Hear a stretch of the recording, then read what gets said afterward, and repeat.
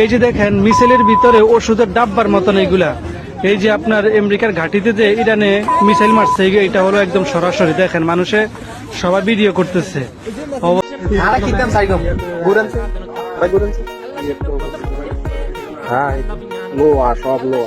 কি হয়ে মানে হইতে পারে আসলে, মানে অন্যান্য মানুষ যেমন আরবি চীন বা অন্যান্য দেশের মানুষ যে মিসাইল টিসাইল এই সমস্ত জিনিস কিনাইলে মানুষ ডরে ঘর তো মান্য হয়।